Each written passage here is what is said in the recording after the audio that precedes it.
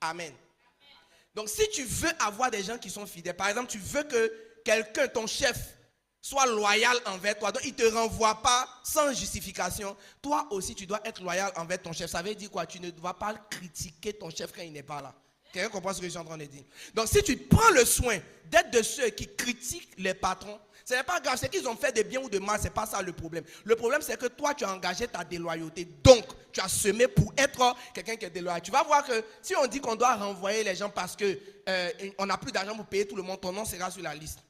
Même si tu es important. Amen. Les licenciements, quand on a le budget de l'entreprise qui ne va pas, souvent ça touche des personnes qui se croyaient intouchables. Mais comment est-ce que la liste se fait? C'est que Dieu vient parler au cœur de quelqu'un pour dire, voilà, une telle personne, on l'enlève.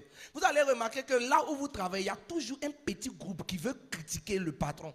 Il y a toujours quelqu'un qui a quelque chose à dire. Mais vous oubliez que les hommes ne sont pas parfaits. Dieu confie toujours les responsabilités à des gens qui ne sont pas censés être parfaits. Donc quand tu commences à parler contre une autorité, ce que tu viens de faire, c'est que tu viens de parler contre Dieu qui l'a établi. Amen.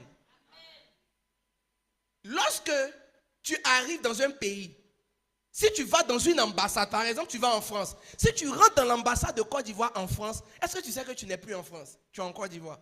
En France là-bas. Quelqu'un dit amen. La voiture de l'ambassadeur, c'est une partie du territoire ivoirien. Bon, si je dis en Côte d'Ivoire, tu ne vois pas bien. On va prendre l'ambassade des États-Unis en Côte d'Ivoire, tu comprends? Donc quand tu arrives, un Américain arrive dans l'ambassade des États-Unis en Côte d'Ivoire, il n'est plus en Côte d'Ivoire, il est aux États-Unis, même si apparemment il est sur le sol ivoirien. Quelqu'un dit avec moi, amen. Donc quand l'ambassadeur américain monte dans sa voiture, tout ce que tu peux aller lui faire dans sa voiture, c'est que tu lui as fait ça aux États-Unis. Tout comme ce que tu t'en vas lui faire dans son bureau, c'est que tu t'es déplacé pour aller aux États-Unis. C'est-à-dire si tu sautes la clôture de l'ambassade et tu viens, c'est comme si tu viens d'entrer dans le territoire américain pour les attaquer. Quelqu'un comprend ce que je suis en train de dire? Donc si un État rentre dans une ambassade par force, on va parler d'un incident diplomatique. Ça veut dire que ton pays est allé offenser un autre pays. Quelqu'un dit avec moi, amen. C'est pourquoi, quand Dieu établit une autorité, le fait d'attaquer cette autorité, tu n'es même pas en train de t'en prendre à l'autorité, tu es en train de t'en prendre à l'institution qu'il a établie. Donc, quand tu rentres dans l'ambassade américaine ou française, ce que tu es en train de faire là, ce n'est pas contre l'ambassadeur ou les gens qui sont dans l'ambassade, c'est que tu es en train de te rebeller directement contre le pays en question. Amen. Donc, on est sur la terre, mais la famille est une ambassade de Dieu. Le travail où Dieu t'a mis, c'est une ambassade de Dieu. L'église est une ambassade de Dieu. Donc l'attitude que tu as vis-à-vis de l'ambassadeur et de l'ambassade, ce n'est pas contre eux, c'est contre le Dieu qui les a établis. Amen. Et on en a parlé. Je vous ai montré dans la parole que l'homme est le chef de la femme. Christ est le chef de l'homme. L'homme est le chef de la femme. C'est pas ça? Donc il y a une hiérarchie. Le mari est le boss de la femme. La femme est la boss de toute la maison, les enfants et tout le reste. Amen. Mais Christ est le boss du mari. Et Dieu est le boss de Christ. C'est ce que la parole de Dieu dit. Donc tu vois que dans la famille, là, il y a un ordre. Maintenant, après papa et maman, il y a quelqu'un d'autre qui vient, que souvent on néglige, le grand frère ou la grande sœur, l'aîné. Et la personne a un badge d'autorité. C'est comme son badge là, ça veut dire que ne me touche pas. C'est un badge qui dit que lui, il a accès au niveau numéro 3 d'honneur. Ça, c'est le droit d'aînesse. Quelqu'un dit avec moi le droit d'aînesse. Qui est le premier de sa famille? Est-ce que tu savais que si tes petits frères commencent à t'insulter d'une manière, ils sont bien partis pour que quelqu'un les insulte dans la vie aussi? Oui. Tous ceux qui ont déjà critiqué leur grand frère, regardez bien, quand vous allez aller à l'école, les gens vont vous critiquer toujours. Il y aura toujours un petit groupe dans la salle, dans la classe qui parle de toi. Oui, c'est une sémence. C'est une sémence. Nous sommes dans un monde spirituel. Ce que tu fais, c'est ce qu'on te fait. Ce que tu sèmes, généralement, on amplifie ça et on te renvoie. Amen. Je prie que l'esprit de la critique quitte les chrétiens. En tout cas, les chrétiens qui sont assis devant moi ici. Satan a habillé la critique. Il a habillé ça avec un thème. Encore, ils vont dire béret. Et puis, c'est devenu officiel. Béret, là, ça veut dire que toi, ta vie n'ira pas bien loin. Non, le fait de s'asseoir et de critiquer avec joie, plaisir et amour, ça veut dire que tu ne vas rien devenir. Critiquer, numéro 1, ça signifie que tu estimes que tu es mieux que ceux de qui tu es en train de parler. Donc, pour estimer que tu es mieux que quelqu'un, ça veut dire que tu es orgueilleux. Parce que c'est Dieu seul qui sait qui est mieux que qui. Regarde quelqu'un, il faut lui dire, tu es un peu orgueilleux, non? Légèrement. Il y a des gens qui sont orgueilleux au point où ils jugent leur belle-sœur. C'est-à-dire la femme de leur grand frère, elle commente. Quand on arrive, elle n'accueille pas bien, elle fait ceci, elle fait cela. Toi, tu n'as pas foyer, tu parles des autres. Est-ce que tu sais qu'au moment où tu es venu, ton grand frère a crié sur elle très mal la nuit et qu'elle est bouleversée. C'est pour ça qu'elle n'a pas été souriante aujourd'hui. Vous voyez, l'orgueil fait que les gens pensent qu'ils sont mieux que les autres. On a parlé, on dit, ils parlent de ce qu'ils ignorent. On a lu Jude verset 8 et verset 10, parce qu'il y a un seul chapitre, Jude 1, 8 et Jude 1, 10. On dit, ils injurient les gloires. Il y a des gens qui regardent une femme mariée, et puis ils regardent leur mollet, et puis ils disent, tiens, toi aussi, il y a un mollet là. Tu ne peux pas porter une longue robe. Tu vois cette critique que tu viens d'envoyer, tu vois cette critique que tu viens de lancer. Ça, tu viens de signer un contrat que toi aussi, on doit t'humilier dans la vie. Et c'est comme ça que la grâce du mariage peut s'éloigner de toi. Parce que tu n'honores pas le mariage des gens. Tu ne respectes pas. Vous voyez souvent, on dit, tiens, son maquillage là, comment ils ont pu faire un maquillage comme ça? Mais bien souvent, tu es en train de rire de la souffrance de quelqu'un. Parce qu'elle n'a pas eu l'argent pour avoir une grande make-upeuse ou bien une grande maquilleuse. Donc elle a demandé à une de ses copines de faire. La copine aussi, elle n'a pas bien dit la vérité. Au lieu d'expliquer que ça ne va pas trop, elle ne maîtrise pas, elle dit, je sais faire. Et elle a tout mélangé. C'est le dernier jour. Il reste que 30 minutes pour sortir. Ils vont changer make-up là comment. C'est ça, elle est sortie avec. Maintenant, tu as ri de cela. Oh yes, tu as ri de cela. Tu t'es moqué. Non, vous n'avez pas juste commenté, vous vous êtes moqué, on se connaît en détail. Regarde quelqu'un qui dit, toi tu ris des choses. Amen. C'est cette semence-là que le diable cherche à tout prix à mettre dans la vie des enfants de Dieu. Dis avec moi, je ne serai pas quelqu'un de déloyal. Je ne vais jamais me rebeller contre quelqu'un qui est établi sur moi. Il faut faire cette déclaration, ça va t'aider. Je ne vais jamais me rebeller contre quelqu'un qui est établi sur moi. Je garderai ma bouche de parler contre une autorité. J'ai vu des personnes parler de leur père, des erreurs de leur propre papa biologique. Mais c'est terrible quoi. Ça veut dire que toi tu n'es même pas encore devenu papa. Vous connaissez mon proverbe baoulé? Qui se souvient de mon proverbe baoulé? Bon, je vais vous donner, j'ai un proverbe baoulé. Qui veut connaître mon proverbe baoulé? J'ai un proverbe baoulé. Mais je vais le dire en français. Mais je n'ai pas encore eu la version baoulée, ok? J'ai oublié parce que j'étais occupé. Mais je vais trouver cette semaine, je vais voir. Est-ce que je peux partager avec toi mon proverbe baoulé? Mon proverbe baoulé dit... Arrête ça. Mon proverbe baoulé dit... L'enfant qui n'a pas encore grandi, là, il ne se moque pas du nez. En d'autres termes, la rivière que tu n'as pas encore traversée ne rit pas de celui qui est en train de se noyer. En d'autres termes, ce que tu n'as pas encore vécu, pour être dans les mêmes conditions de température et de pression, il ne faut pas commenter. Il ne faut pas commenter. La Bible parle de ceux qui parlent d'une manière injurieuse de ce qu'ils ignorent. Tu ne sais pas ce que ça veut dire d'être papa, alors laisse ton papa où il est. Ce qu'il est en train de faire, tout ce que tu peux faire, prie pour lui et laisse-le tranquille. Prie. Vu que toi tu as vu quelque chose qui apparemment n'est pas bon, prie que le jour où tu deviendras papa. Oh, j'ai pas quelqu'un avec moi. J'ai dit prie le jour où tu deviendras maman. J'ai envie de prier. Il faut prier. Ta manière, ton cœur est enflé. Et puis tu commentes pour tes parents. Il faut prier fort. Hein? Parce qu'un bon jour viendra. Tu auras des enfants. Tu auras la pression. Tu auras les charges. La vie t'aura déjà fait passer par certains événements. Ça va te former ou te déformer. Et puis tu seras le résultat d'une certaine somme, d'un certain ensemble d'expériences. Et maintenant, on va te demander d'être un papa doux. D'être une maman douce, d'être une maman qui se sacrifie. Alors que tu t'es sacrifié pour 3 mariages, et puis ils t'ont trahi. Donc maintenant, tu n'as plus trop la force de te sacrifier. Mais tes enfants vont estimer que tu ne t'investis pas trop dans ton foyer. Mais est-ce qu'ils connaissent ton passé? Donc, au lieu d'être des intercesseurs, pour dire, Seigneur, on voit que notre maman n'est pas investie dans le foyer. S'il te plaît, touche son cœur, change son cœur, guéris-la de ses blessures peut-être passées. Ils sont en train de critiquer. Oh, nous, on va tous les jours à l'église. Les pasteurs parlent d'être humble, d'être soumise. Mais nous, vraiment, à la maison, on n'a pas un modèle de soumission. Tu vois comment tu as parlé avec arrogance. Ton foyer t'attend. Regarde quelqu'un, il faut lui dire, l'heure de la repentance a plus que sonné. Hein? Je vous vois réfléchir, c'est très bien. Réfléchissez. Réfléchissez à toutes les bêtises que vous avez dites. Réfléchissez à toutes ces fois où vos bouches, vos langues ont critiqué. Il y a des gens qui rentrent dans la maison. Aujourd'hui encore, ils ont coupé l'eau. Ah, c'est quand papa on a eu. Il ne paye jamais facture. Cette phrase, Satan a noté ça dans son petit calepin. Il y a des gens qui critiquent. Et puis quand il y a des gens qui disent, mais si c'est mauvais, il ne faut pas. On va dire, maman, si c'est mauvais, là, on ne dit pas. Tu sais pourquoi? Parce que tu ne sais pas pourquoi c'est mauvais. Tant que tu n'as pas toutes les cartes en main, tu ne peux pas parler. C'est orgueilleux de parler. Alors que tu ne détiens pas toutes les informations. C'est prétentieux. C'est prétentieux. Des gens parlent contre leurs parents. Ils parlent contre ceux qui les ont engendrés. Tu parles contre quelqu'un qui t'a mis au monde. Toi, on t'a payé ton lait. Moi, j'ai vu des personnes qui disent que non, allez, je suis fâché à mon papa. Tu sais, tu n'as aucune raison d'être fâché à ton papa. Vu que c'est ton papa, à moins que tu te suicides. Tant que tu vis, c'est son sang qui est dans ton corps. Alors tu es fâché contre quoi? Son sang est dans tes veines et tu es fâché contre lui. Tu vois, non? Hey. Dis à quelqu'un, sois humble. Hey. On va dire, mais pasteur, ton message n'est pas équilibré. Il y a vraiment des gens qui se comportent mal. Oui, il y a des pères qui ont violé leurs enfants, etc. Oui. Ce que je suis en train de dire, ce n'est pas que ce qu'un père fait est toujours bon. Ou ce qu'une mère fait est toujours bonne. Ou ce qu'un patron fait est toujours bon.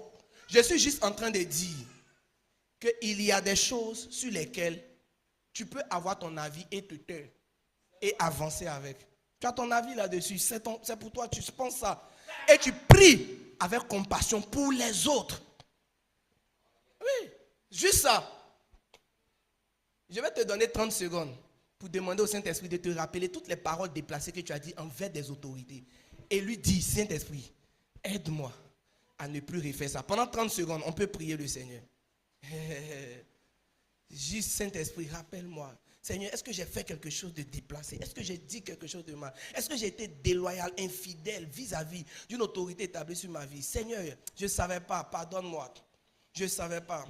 Je ne savais pas. Je ne savais pas. Je ne savais pas.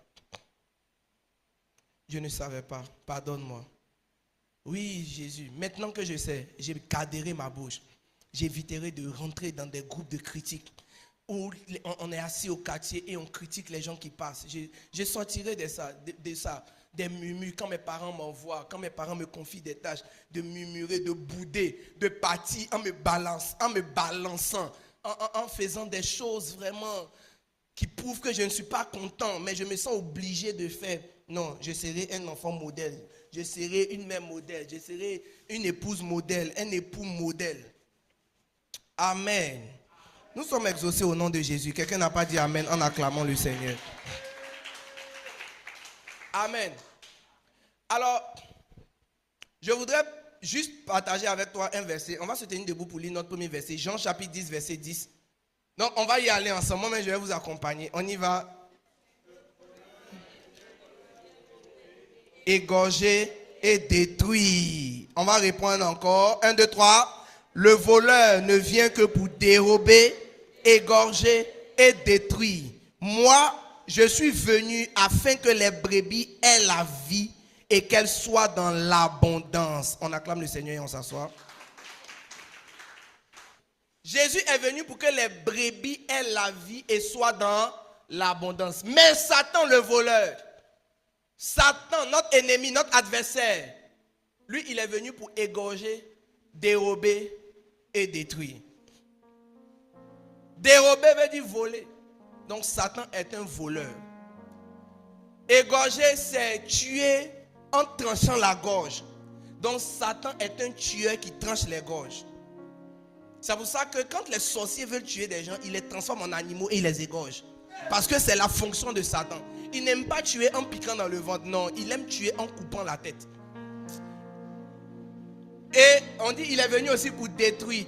Détruire, c'est cette action brutale de mettre fin à quelque chose, de porter atteinte à quelque chose en atteignant la structure même, c'est-à-dire la base. Donc si on dit on détruit une maison, ça veut dire qu'on est en train de casser tout. Il n'y aura plus rien qui va rester.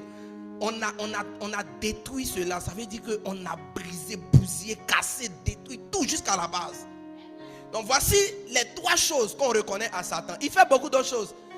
Mais de manière claire et précise, il a 3 objectifs. Quelqu'un dit avec moi, objectif 1, voler les gens.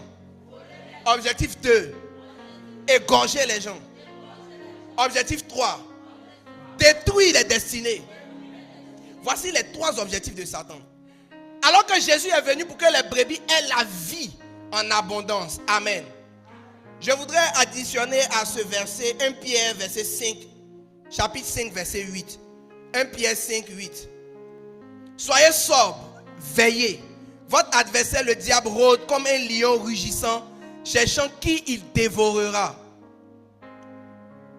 Mais j'aimerais lire cela dans la version Alfred Quinn qui est plus explicite. La Bible dit, ne vous laissez pas distraire, soyez vigilants. Votre adversaire le diable rôde autour de vous comme un lion rugissant. Il cherche quelqu'un qui se laissera dévorer. Quelqu'un doit lire le verset et comprendre cela de la sorte. Ça s'adresse à toi personnellement, pas à nous tous ensemble. C'est chacun pour son compte. Si tu te laisseras dévorer. Se laisser dévorer veut dire quoi? Ça veut dire qu'il va voir si tu manques d'attention, il va faire rentrer quelque chose dans ta vie pour pouvoir accéder à ta vie. Les mercredis, je suis en train d'enseigner sur les portes d'accès du diable. Par quelle porte le diable rentre dans nos vies? Amen.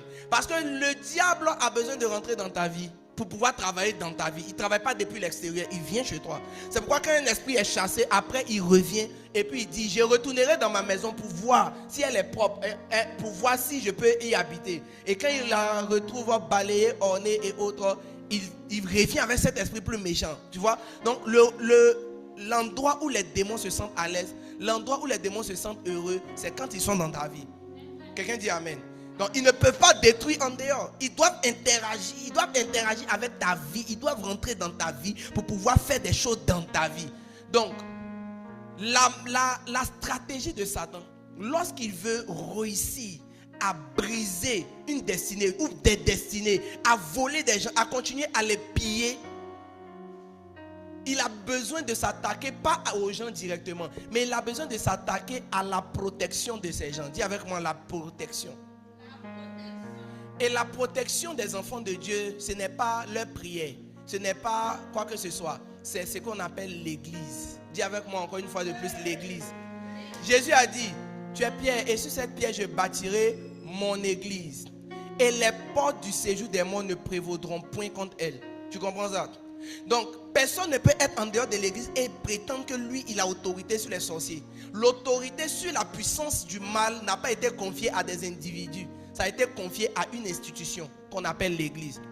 C'est la raison pour laquelle vous voyez des gens qui sont sincères dans leur amour de Dieu, mais comme ils ne font pas partie de l'institution, comme ils ne sont pas engagés dans une institution, dans l'institution qu'on appelle l'église, qui a reçu le pouvoir de dominer sur les portes du séjour des morts, généralement le diable réussit toujours à avoir accès à leur vie. C'est pourquoi moi j'ai toujours peur des gens qui estiment que eux ils ont leur relation personnelle avec Dieu, qui ne font rien avec l'église. C'est dangereux.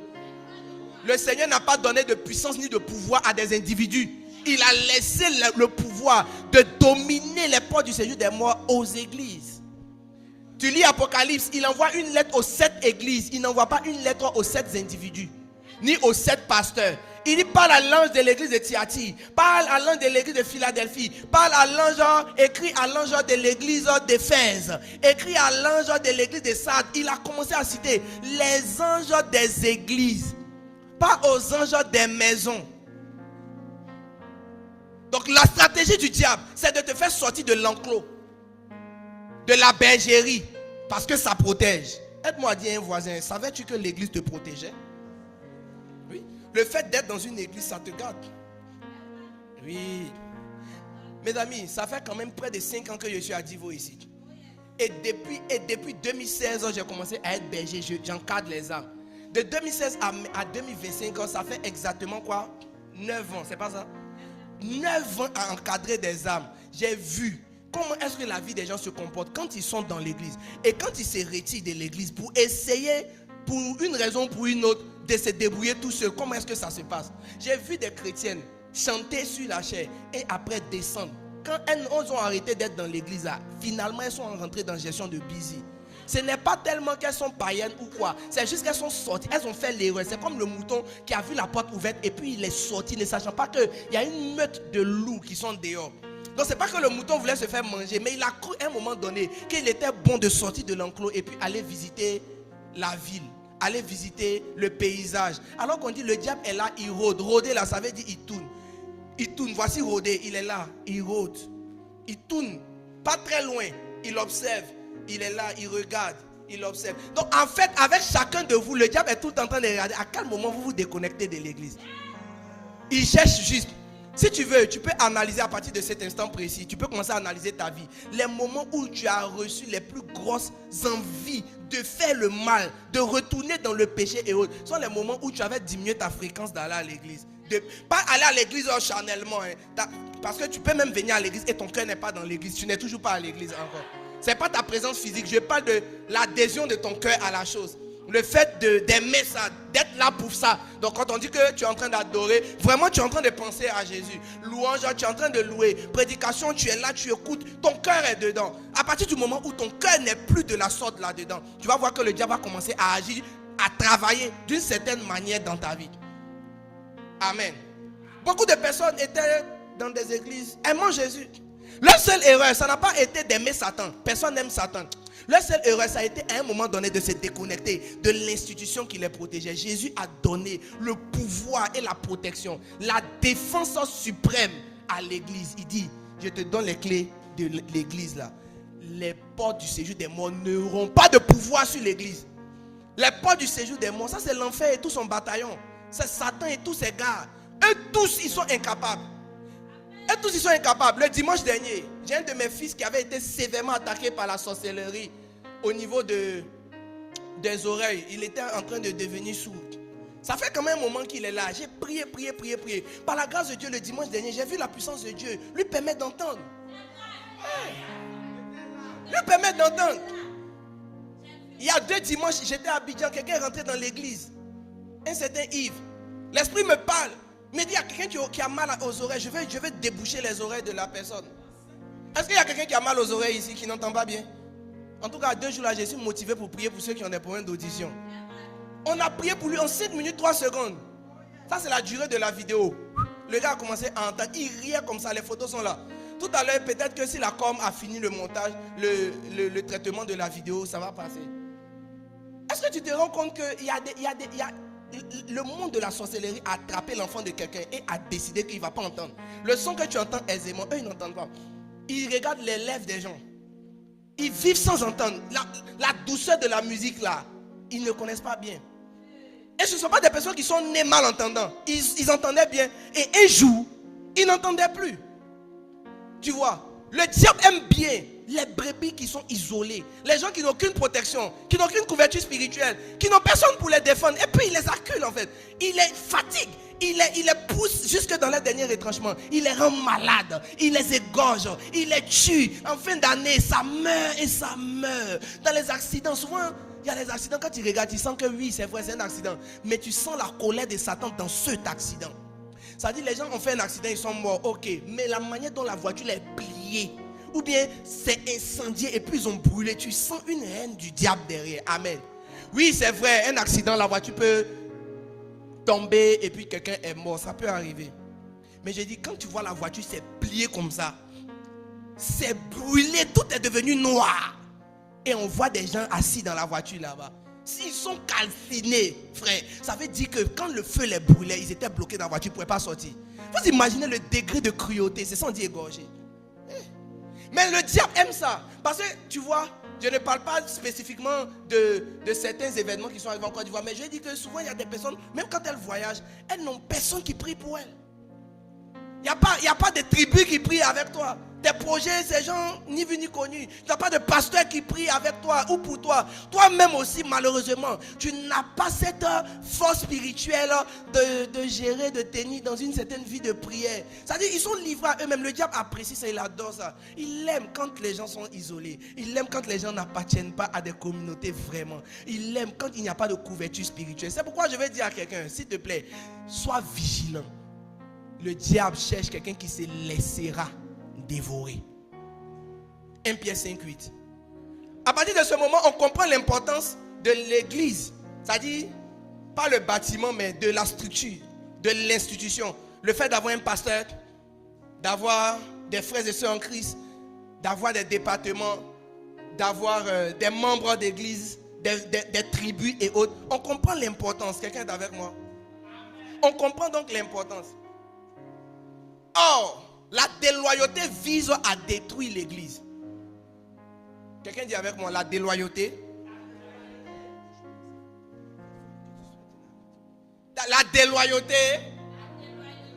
vise à détruire l'église. La déloyauté vise à détruire l'église. Donc, j'ai besoin de 2 sœurs et 2 frères rapidement. Les protocoles soient dynamiques. Là, vous, ça fait 2 déjà. Oui, 2 frères rapidement. Et puis 2 sœurs. 2 sœurs qui veulent venir faire un exemple avec moi. Les garçons, mettez-vous à gauche comme ça. Émira, viens ma fille. Ah, il appelle les gens, tu es devant, tu me regardes. Ta voisine, venez s'il vous plaît. Qui sait, peut-être que Dieu vous envoie devant ici pour que quelqu'un vous voit. Vous n'êtes pas concentré. Assois-toi bien, arrête-toi bien. Entre vous de qui veut être Satan. Il me faut quand même un diable. Mais il doit rôder donc. Mais après, je vais prier pour toi. L'esprit de Satan rentrera pas. C'est toi qui vas être le diable, d'accord? Toi, viens. Toi, tu es l'ange. Hein? Dans les plumes, il est en noir, toi, tu es en blanc, c'est bien. Donc, toi, tu es. Non, mettez-vous juste derrière lui. Juste derrière. Voilà. Donc, mets-toi ici. Je vais montrer aux uns aux autres. Vous nous voyez tous, non? Place-toi comme ça. On voit tout le monde? Ok. Donc, moi, je suis le pasteur juste, c'est pas ça? Tous ceux qui sont derrière moi, ça, c'est vous, quoi. Ça, c'est l'église qui est là. Le pasteur est là. Et Dieu nous a donné un certain pouvoir, ou bien un certain ange, ou bien appelle ça comme tu veux, mais une certaine autorité sur tout ce qui est puissance des ténèbres. Donc les sorciers sont derrière ici. Les charlatans, ceux qui te lancent les sorts, les démons, les problèmes, l'échec, la stérilité, tout le bataillon. Donc chaque fois que... j'espère que tu as forcé. Chaque fois que lui va foncer comme ça, toi tu dois le bloquer. Les gars, il va sentir de l'énergie dans vos échanges. Il faut déposer ton truc là. Donc, le diable va rôder d'abord. Première étape, il va rôder. Monsieur Loco, spécialement remplaçant quelqu'un, essaie de rôder. Rôder doucement, doucement. Donc toi tu le suis. Toi tu nous protèges. Mon frère, ton job c'est de nous protéger. Donc moi aussi mon job c'est de continuer. Vous aussi votre job c'est de me suivre. Moi je continue à suivre la direction de Dieu. Donc on est là. Toi aussi de temps en temps il faut essayer de nous toucher quand même. Essaie quoi. Essaie. Voilà. Donc il faut lutter. Voilà. Donc il y a un combat spirituel. L'ange de Dieu, la puissance de l'église nous protège. Moi aussi je suis très vigilant. Donc là je suis en train de prier en langue. Et je suis en train de mettre les gens dans les départements. J'ai dit restez ici. Voilà. Donc à un moment donné, le diable est fâché. Donc il va essayer de bousculer l'ange. Maintenant regardez, pendant qu'eux ils continuent toujours. Bon, Emira, comme l'autre il la connaît pas, il ne peut pas la mettre dans un faux schéma.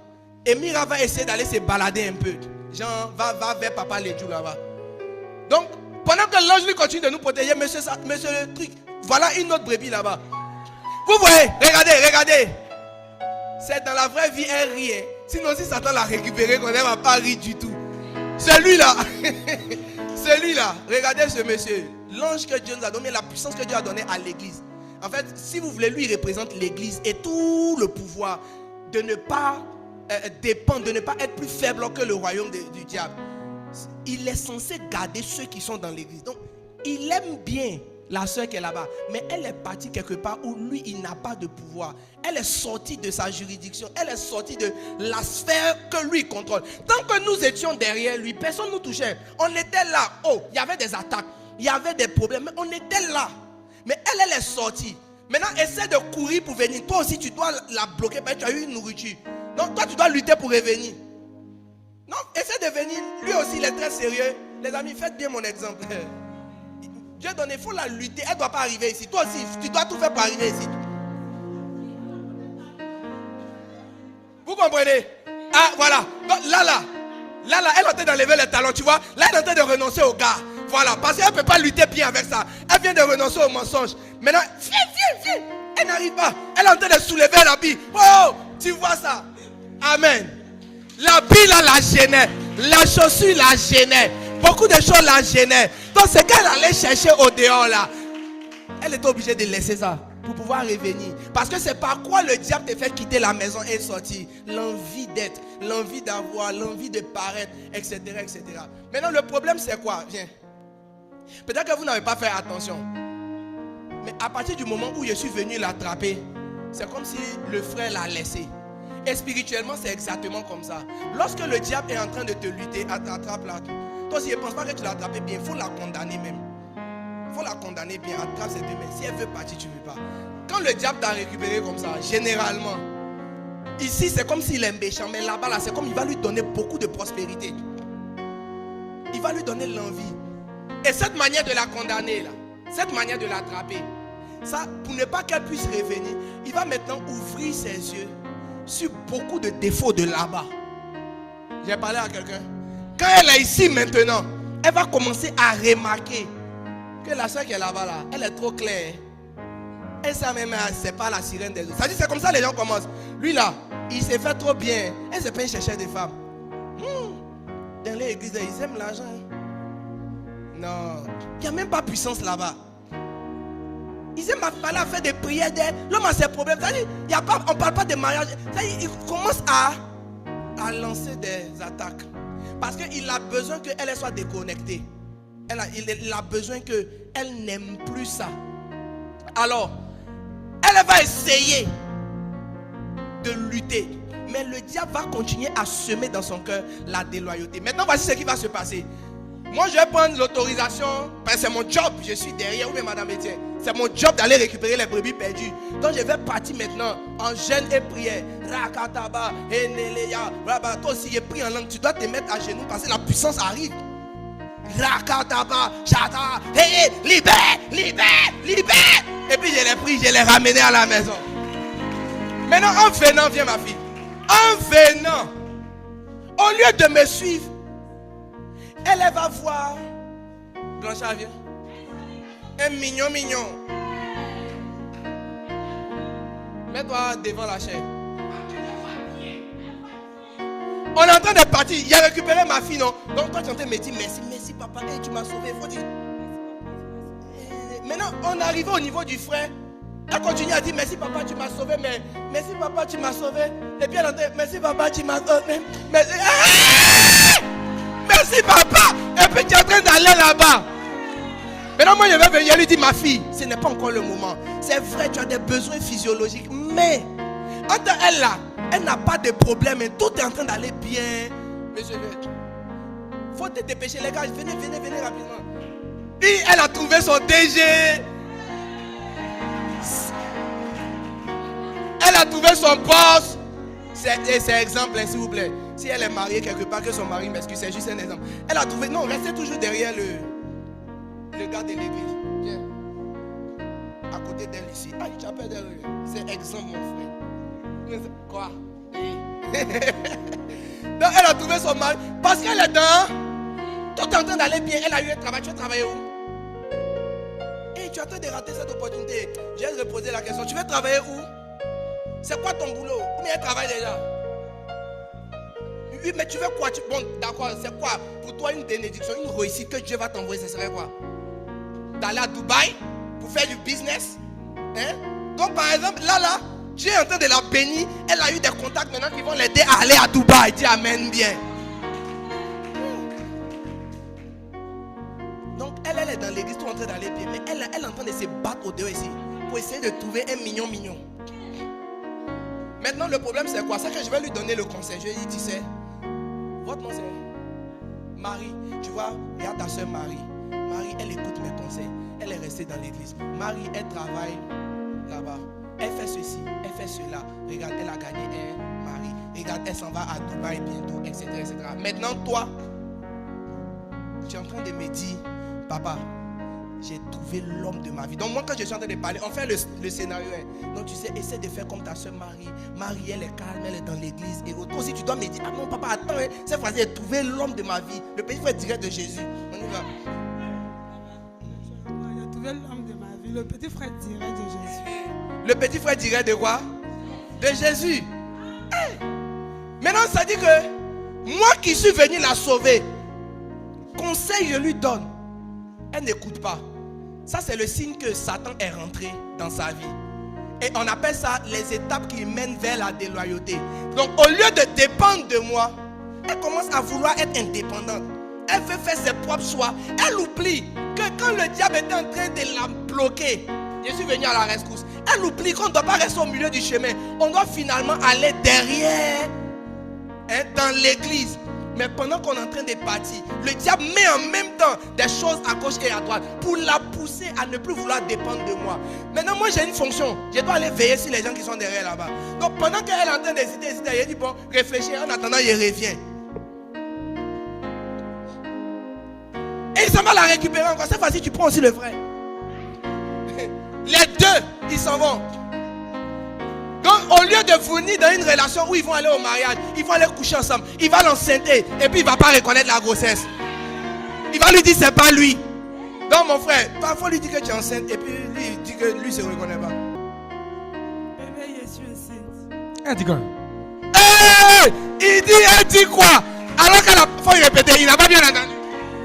Bébé, je suis enceinte. Pour moi, on bien. Qui a ton bébé d'abord? Aïe, c'est toi. Elle dit quoi? Il demande, elle dit quoi? Mais ça veut dire qu'il n'arrive plus à comprendre. Et puis il demande si c'est pour lui. La fois passée, il n'était pas vu un jeune au quartier. Il vous a pas m'énerver. Jeune comment? J'ai dit, le diable là, est en train de gâter leur vie comme ça. Elle a un enfant dans le polichinelle est rempli. Lui, il ne se reconnaît pas. Elle est là. Maintenant, regardez ce qui se passe. Nous, on est ici, on est dans l'église. Alléluia, alléluia, Pendant que nous sommes dans la joie, elle est en train maintenant de réfléchir.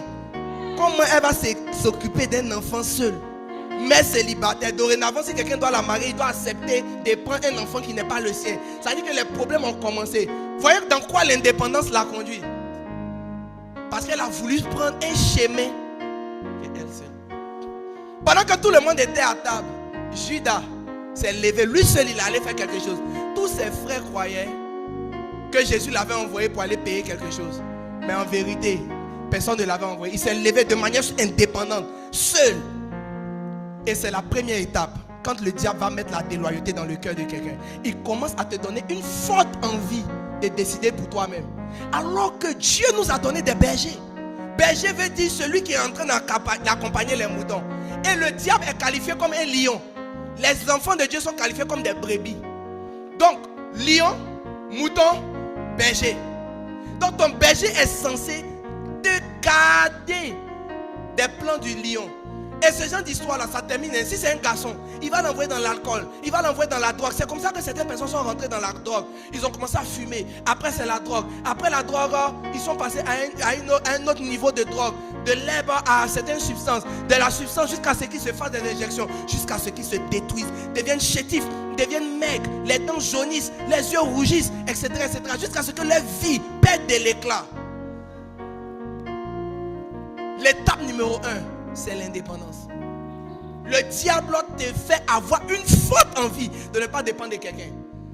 Le jour où Jésus a dit, je n'ai jamais vu une aussi grande foi en Israël. Ça, c'est le jour où quelqu'un a dit, tu n'as pas besoin de venir chez moi pour prier pour mon serviteur. Que j'ai des employés, il y a des serviteurs sous mon ordre. Quand je dis à l'un va, il va. À l'autre viens, il vient. Jésus a dit, je n'ai pas vu une aussi grande foi. Pourquoi Jésus appelle ça la foi? Parce qu'il faut suffisamment de confiance en Dieu pour croire que chacun a besoin d'avoir une autorité sur lui. Et croire que Dieu les a établis pour nous. Jérémie 23, le Seigneur dira que je suis fâché contre mes bergers, les pasteurs. Il dit quel malheur pour les pasteurs parce que vous avez dispersé mon troupeau. Donc peut-être que tu ne le sais pas, mais la responsabilité de ton intégrité spirituelle, si tu vas bien, si tu ne vas pas bien et autres, Dieu ne te l'attribue pas, il attribue ça à un pasteur. Il attribue ça à une autorité spirituelle. C'est la raison pour laquelle il souhaiterait que chacun de nous fasse une analyse profonde des églises où il est passé, des hommes de Dieu qu'il a connectés, et décide à un moment donné de se mettre sous la couverture d'un homme de Dieu, de prier avec lui, de se laisser bâtir. Les messages que Dieu donne dans une église, c'est pour les fidèles de l'église. Mais l'indépendance fait que tu décides quand tu viens à l'église et quand tu ne viens pas. L'indépendance, c'est le fait de ne pas dépendre de quelqu'un. Cette envie de liberté, ça vient de Satan. Tous ceux qui sont derrière ici sont dans la paix. Tous ceux qui sont dans ce camp sont dans les problèmes. Et l'église, elle vient mettre au milieu. Voici la ligne de démarcation. Ça, c'est l'église. Quand le diable va semer la déloyauté dans le cœur de quelqu'un, l'étape numéro 1, c'est qu'il commence à donner l'envie à cette personne de ne pas dépendre de quelqu'un. n'a pas envie de répondre aux appels. N'a pas envie qu'on te dise ne fais pas ça. Marie, ne fais pas ça. Marie, fais ceci. Non, ils ne veulent plus. Ils ne veulent plus. Est-ce que toi, pourquoi tu as dirigé ma vie? Est-ce que c'est le rôle d'un pasteur de diriger ma vie? Ce n'est pas le rôle d'un pasteur de te prendre en otage, mais oui, c'est le rôle d'un pasteur de donner les directions que ta vie doit prendre. Et toi-même, tu décides de suivre cette direction. On ne peut pas venir te guider pour dire que arrête de brouter, arrête de faire ça, arrête de prendre. On ne peut pas t'obliger, mais on a le devoir de te dire cette direction n'est pas bonne. Celle-là aussi n'est pas bonne. Et toi, tu décides que je ne vais pas être indépendant, je vais être dépendant. Donc je vais décider de faire cette chose qu'on me dit de faire et de ne pas faire cette chose qu'on me dit de ne pas faire. J'ai vu deux catégories de chrétiens dans l'église. Ceux à qui lorsqu'on parle, ils décident d'être dépendants et ceux qui décident d'être indépendants. Un jour, une de mes filles est venue me voir. Papa, est-ce qu'on peut marier un musulman? J'ai dit les musulmans sont des hommes. Quand tu dis est-ce qu'on peut marier, est-ce que tu veux me demander est-ce que tu peux marier? Elle dit oui. Et tu connais la réponse, c'est pour ça que tu es venu me demander. Sinon d'habitude on me dit j'ai rencontré quelqu'un. On ne me demande pas est-ce que je peux. Tu connais déjà la réponse.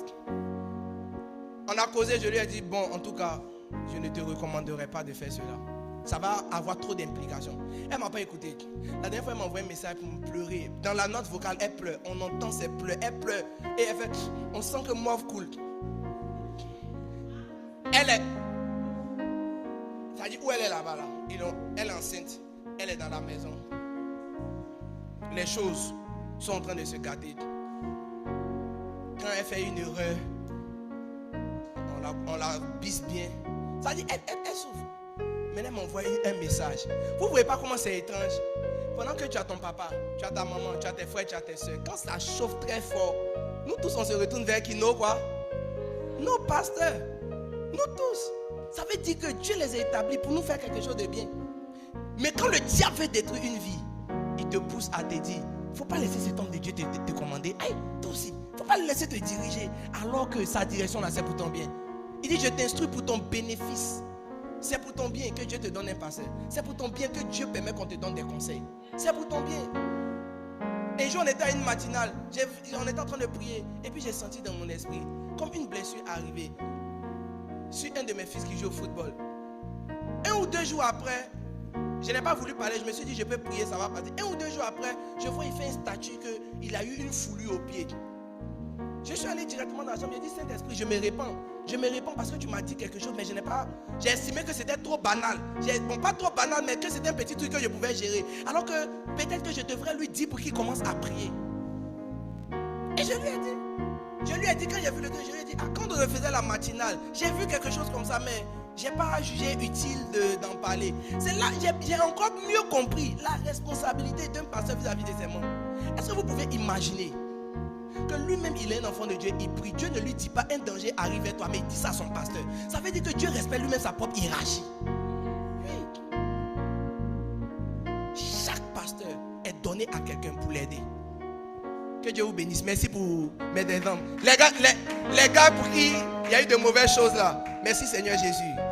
Que rien de tel n'arrive dans sa vie. La déloyauté ne sera pas son partage. Rien de diabolique, de démoniaque, de maléfique n'arrivera dans sa vie. La déloyauté ne sera pas son partage. Rien de tel n'arrivera dans sa vie. Au nom de Jésus, le sang de Jésus est pour vous. Amen. Regarde quelqu'un et dis-lui, est-ce que tu as compris cet exemple? Il dit quoi? Il dit oui. Il faut lui dire, ne sois pas indépendant. Alors je termine en disant ceci. Le diable se battra toujours. Donne-moi un autre truc. Le diable se battra toujours pour t'emmener à ne pas suivre des instructions. À vouloir être toi-même ton propre chef. Est-ce que je peux dire une phrase de sagesse à quelqu'un? Tu dois toujours avoir peur lorsqu'il n'y a plus personne pour te dire quoi faire. Ça doit t'inquiéter. S'il n'y a plus personne pour te dire, va dans cette direction, va dans cette direction ou va dans cette direction. Dieu m'a fait rencontrer quelqu'un. En 3 mois, la personne est passée d'un statut d'endetté à un statut de quelqu'un chez qui tout va bien, avec des cadeaux chaque semaine. Les gens lui faisaient des cadeaux, des offrandes. Ça, il y avait du bonheur. Et à un moment donné, sans que je ne puisse comprendre pourquoi, la personne a coupé les ponts avec moi. Je n'ai pas eu mal pour moi. J'ai eu mal parce que j'ai vu ce que le diable est en train de préparer dans la vie de la personne. Et j'ai pris mon courage à deux mains, j'ai appelé. C'est difficile de rentrer en contact. Je sens que la personne me fuit. J'ai laissé un message. Je lui ai dit, je ne suis pas en train de courir parce que genre, je veux trop des fidèles. Mais il y a un danger. Laisse-moi te parler. Laisse-moi te parler. La personne ne veut pas. La personne essaie. Ça dit, je ne sais pas ce que le diable a réussi à dire à cette personne. Mais c'est la semence de la déloyauté. C'est la semence de l'infidélité. C'est quoi être infidèle? C'est de croire que la personne que Dieu a utilisée pour te faire arriver à ce niveau, tu n'en as plus besoin. Tu jettes la personne et tu veux avancer. C'est comme ça que certaines personnes laissent leurs femmes et puis s'en vont marier d'autres. Ils estiment qu'ils n'en ont plus besoin. Ils estiment qu'ils n'ont plus besoin de ce pasteur. Mais c'est un plan du diable. Il veut te déchiqueter. Il veut te tuer. Donc j'ai appelé quelqu'un d'autre qui connaît cette personne. J'ai demandé, est-ce que tel va bien? On dit actuellement là, ça ne va pas chez lui-même. Il ne s'en sort pas. J'ai dit, bon, dites à un tel que je veux lui parler. Il a dit qu'on vienne me dire que lui n'a pas envie de me parler. Donc j'ai envoyé la personne pour lui demander, est-ce que je lui ai fait quelque chose? Parce que si je l'ai offensé, je peux lui demander pardon. C'est pas grave. Mais j'ai dit, je vois un danger arriver. La dernière fois qu'on m'a appelé, on m'a dit que la personne est hospitalisée sous perfusion. J'ai envoyé un message à cette personne directement. Je lui ai dit, l'orgueil que le diable est en train de mettre dans ton cœur, de te fâcher contre moi pour un gros zéro, il veut te tuer. Tout allait bien, tout commençait à aller bien, on bénissait Dieu. Non pas moi, mais la prière, l'action de Dieu, le miraculeux commençait à agir dans ta vie. Pourquoi soudainement tu n'as plus envie de rien avoir avec moi? C'est quoi ce dégoût de ma présence, de ma personne? C'est quoi? En fait, c'est pas avec moi l'individu qu'il a un souci. C'est que le diable a réussi à s'aimer dans sa vie l'envie de ne plus rien avoir à faire avec l'autorité spirituelle que Dieu a établie sur sa vie. C'est tout. Sinon, ma personne n'a rien à voir dans ce schéma. C'est juste que le diable sait que j'ai manipulé mon élément. Toi, tu es rentré dans sa vie, être dans l'affaire de Jésus, prier, jeune. Surtout après les 14 jours, tout allait bien dans la vie de la personne. Un coup, le courant s'est coupé, le contact a été rompu. Et les choses ont commencé à dégringoler. À l'heure où je vous parle, la personne est rentrée à la maison, mais très malade. J'ai envoyé un message pour dire, je veux prier pour toi, je vais t'aider. Il ne répond pas. Tu vois, on sent que le diable a sémé quelque chose qui fait que la personne ne veut plus. Peu importe ce que quelqu'un t'a fait, s'il envoie une délégation pour te dire qu'est-ce que je t'ai fait, tu vas répondre non. Tu vas dire mais l'autre jour tu as fait ça. En tout cas moi je ne suis plus prêt à pardonner ou bien je ne suis pas prêt à faire ça. Mais il n'y a rien. On dit c'est quoi le motif? Il répond, il dit non il n'y a rien. C'est juste que vraiment lui il ne se sent plus, lui il ne veut pas. Non, je vais au travail, je n'ai pas le temps pour me connecter sur les Zooms. C'est là, je reçois de la visite, j'ai beaucoup de commandes. Il commence à dire des phrases comme si le diable avait décidé de l'enlever dans tout le système qui le protégeait. C'est pourquoi la Bible dit, il cherche quelqu'un qui se laissera dévorer. Je vais parler ce matin, et c'est sur ça que je m'arrête, de l'indépendance. L'étape numéro 1 vers l'infidélité, vers la déloyauté. Le fait d'être un esprit indépendant. Le fait de ne pas vouloir, de ne plus vouloir être dirigé, guidé. Le fait de ne plus vouloir être guidé. C'est mal. Le diable détruit des vies juste en les enlevant dans l'église comme ça. Je ne parle pas de notre église spécifiquement, je parle de l'église que Dieu a mis dans ton cœur. Il y a une église que Dieu met dans le cœur de quelqu'un toujours. Quand tu arrives dans cette église, s'il te plaît, prie Dieu qui te garde, que tu ne te déconnectes jamais de tel pasteur. Ton pasteur que Dieu t'a donné, c'est ta sécurité. La Bible dit en Hébreux 13-17, obéissez à vos conducteurs et éprouvez de la déférence, qui vous encadre avec joie, parce qu'ils doivent rendre compte de vos âmes. Quelqu'un qui va rendre compte de ton âme, ça veut dire que Dieu a établi un lien spécial. Dieu lui a donné une certaine autorité. J'ai vu des démons courir et sortir des vies de certaines personnes, juste à une prière. Mais ces personnes m'avaient dit avoir jeûné pendant des mois. Cet esprit-là ne libérait pas. Qu'est-ce que Dieu a donné à un homme de Dieu? Quand Dieu te donne ton pasteur, il lui donne l'autorité, le pouvoir nécessaire pour agir sur ta vie. Tout à l'heure, je vais prier pour vous. Tout à l'heure, je vais prier. Et s'il y a quelques personnes que certains esprits fatiguent, naturellement, ils vont déguerpir. Parce qu'il y a une puissance qui est ici. Et quand le diable voit que lui là, on est en train de le perdre, celle-là, on est en train de la perdre, automatiquement, il déconnecte la personne. Je prie que le diable n'arrive pas à te déconnecter. Que le diable ne te remplisse pas de cet esprit indépendant. Je suis à cette chair et Dieu, Et Dieu m'a permis d'avoir des pères. Même pasteur que je suis, j'ai des pères de qui je dépends. J'ai des pères qui peuvent m'appeler, qui me disent fais ça. Mais chacun a son niveau. Chacun a son niveau spirituel. Il y a des gens qui ne peuvent pas comprendre que même si on t'a offensé, un père n'a pas le droit de venir te demander pardon. C'est toi-même qui dis que papa, laisse tomber. Quelqu'un a compris ce que j'ai dit? Mais apparemment, on dirait que mon niveau était un peu trop haut. Et beaucoup de personnes allaient scandaliser. Donc on m'a aidé à me recadrer. Dis à quelqu'un, tu as toujours besoin de quelqu'un qui est en haut pour t'aider à voir ce que tu ne vois pas. Peut-être que tu penses que ta vie de prière et de jeûne est suffisante. Mais le monde spirituel ne répond pas seulement aux jeûnes et aux prières. Le monde spirituel répond aussi à l'autorité. Les gens ont chassé les démons, les fils de Séva. Dis au nom de Jésus que Paul prêche. Les démons disent Jésus on connaît, Paul on connaît, et vous? Il faut dire à quelqu'un, ta prière est importante, mais qui tu es plus important aussi. Ce que tu dis est important, mais ce que tu es plus important. Ou bien, tu peux jeûner 40 jours. Mais comme il y a un péché qui est là, que tu n'arrives pas à enlever, là, quand tu parles là, les démons n'ont pas peur de ça. Donc ton jeûne n'a pas fait grand effet. Je prie que cette première étape n'arrive jamais dans ta vie. Et si d'aventure tu étais déjà en train de baigner dans l'indépendance, dans l'esprit indépendant, que Dieu t'aide. Que Dieu t'aide. Je dis que Dieu t'aide. Pour clore, quand tu es dans une maison par exemple avec ton père, et puis on dit à 19h on ne sort plus. Baisse ton son s'il te plaît. Et puis on dit à 19h on ne sort pas. Et puis toi tu sors au-delà de 19h. C'est un esprit indépendant. Par exemple, tu vis chez des gens, même si ce ne sont pas tes parents, ce sont tes tuteurs. Il dit chez nous ici, quand chacun mange, il lave son assiette. Et toi tu manges, tu ne laves pas ton assiette. C'est un esprit indépendant.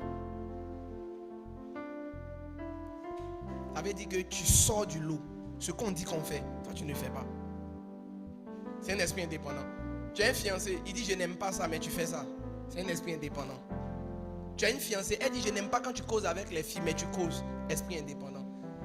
L'esprit indépendant, c'est cet esprit-là qui veut que tous, tu ne veux dépendre de personne, que personne te dicte une ligne de conduite. Que ce soit bon ou mauvais, tu ne veux pas dépendre de quelqu'un.